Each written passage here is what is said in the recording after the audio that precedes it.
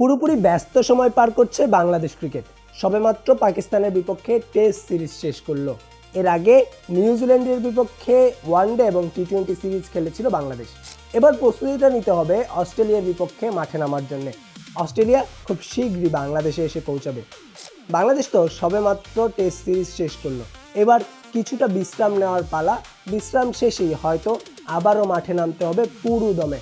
অস্ট্রেলিয়াকে তো হারাতে হবে। অস্ট্রেলিয়া কিন্তু কঠিন একটা প্রতিপক্ষ হতে যাচ্ছে বাংলাদেশের জন্য। বাংলাদেশের বিপক্ষে অস্ট্রেলিয়া যেই ওয়ানডে এবং টি-20 দলের জন্য স্কোয়াড ঘোষণা করেছে, তার দিকে যদি আমরা নজর দেই তাহলেই কিন্তু দেখতে পারি বাংলাদেশকে কোনোভাবে হেন করে দেখছে না অস্ট্রেলিয়া। বাংলাদেশের বিপক্ষে কঠিন প্রতিপক্ষ হবে অস্ট্রেলিয়া, তা সবারই জানা। তবে হোম কন্ডিশনের কারণে কিছুটা সুবিধা নিতে চেষ্টা করবে বাংলাদেশ। ঈদের ছুটি কাটিয়ে হয়তো ক্রিকেটাররা দ্রুতই ফিরবে। অনেকে ঈদের ছুটিতে নাও যেতে পারে, এই সম্ভাবনাও রয়েছে।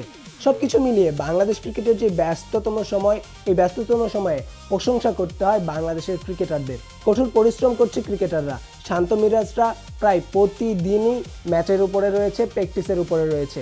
একদিকে জাতীয় দলের খেলা, ঠিক অন্যদিকে যারা জাতীয় দলের বাইরে রয়েছে তারা খেলছে ঢাকা প্রিমিয়ার লিগ। সবাই ব্যস্ত সময় পার করছে।